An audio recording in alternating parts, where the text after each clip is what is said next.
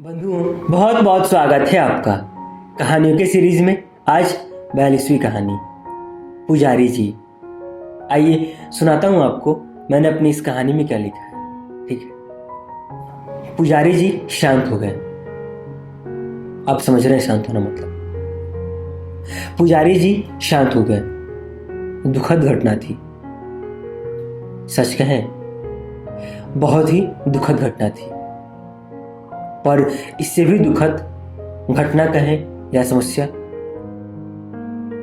तो अब बढ़ने वाली थी। मंदिर में पूजा कौन कराएगा? सुबह शाम भगवान की संध्या आरती कौन करेगा?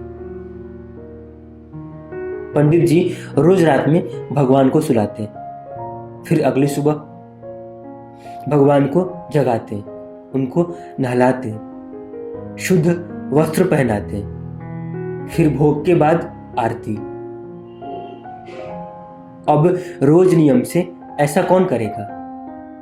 बात ऐसा कि अब तक इस मंदिर में इन्हीं पुजारी जी के पूर्वज पूजा करते आए थे।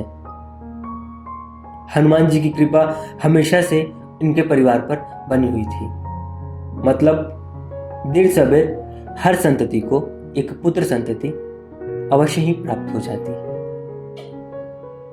पर ये पंडित जी ठहरे हनुमान जी के सच्चे वाले भक्त।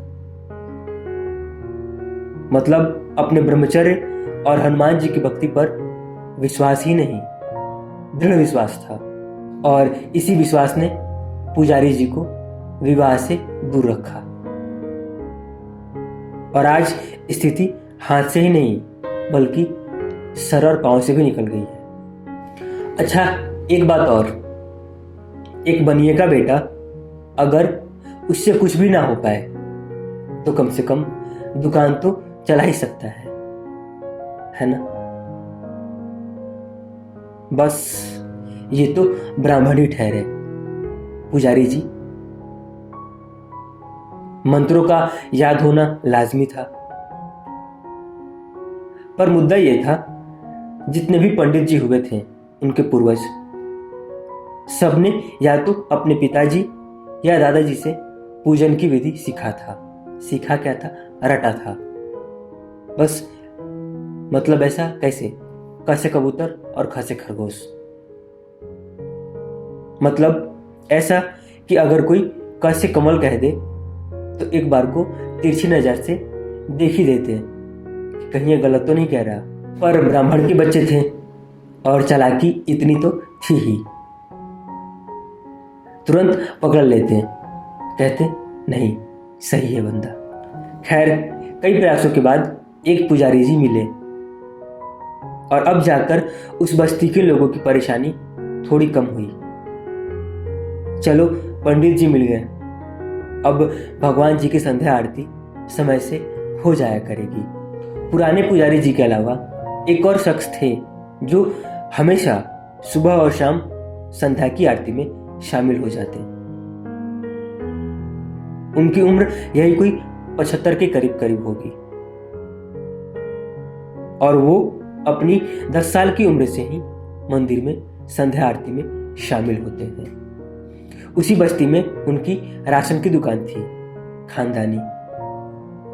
हाँ, जैसे पुराने पुजारी जी के पूर्वज मंदिर में पूजन करते आए थे, ठीक वैसे ही उनके पूर्वज उसी दुकान को चलाते आए थे। बात ऐसा कि मंदिर में सुबह और शाम पूजन के दौरान जो भी मंत्र और आरती का उच्चारण होता, पुराने वाले पुजारी जी ने तो रटा ही था। उनकी सुनकर वो सारे मंत्र और आरती वो वृद्ध शख्स उनको भी याद हो गया था।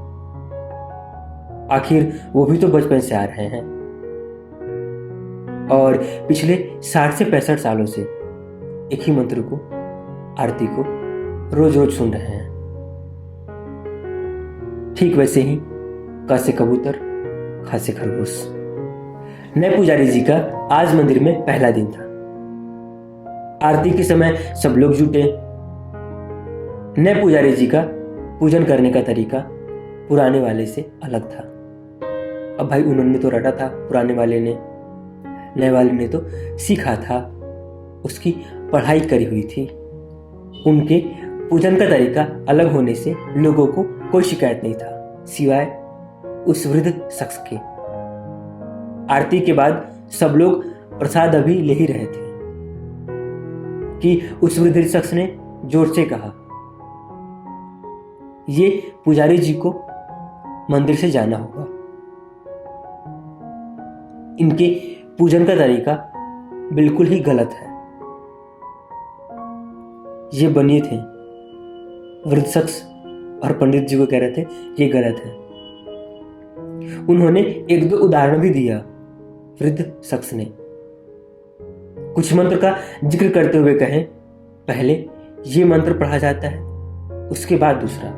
वो वृद्ध शख्स उसी बात का जिक्र कर रहे थे, क से कबूतर, ख से खरगोश। किसी ने क से कमल कह दिया, मतलब वो गलत है।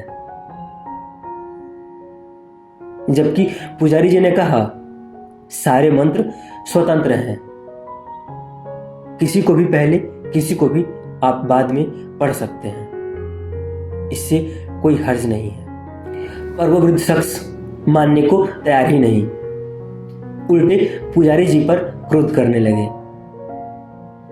आसपास के लोगों ने भी उनको समझाने का प्रयास किया कि ये काम पुजारी जी का है, तो वो गलत कैसे कर सकते हैं। सबके काम करने का तरीका अलग होता है। इसका मतलब ये तो नहीं कि एक सही है और बाकी सब गलत। वो वृद्ध शख्स जब खुद को कमजोर पाया तो उन्होंने कहा, ठीक है, अगर ऐसी बात है तो अब मंदिर में या तो मैं आऊंगा या पुजारी जी। और ऐसा कहते हुए क्रोध में ही मंदिर से चले गए।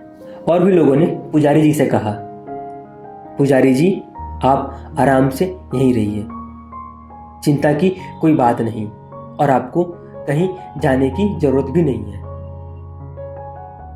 हम सब हैं ना।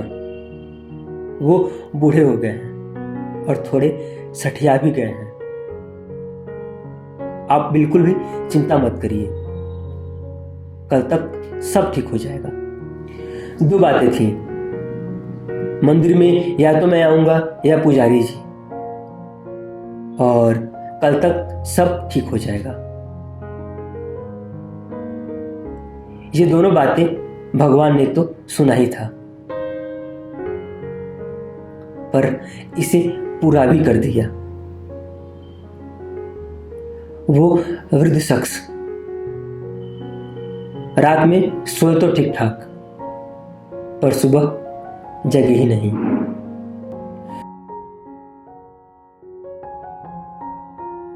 कहानी हो गई पूरी।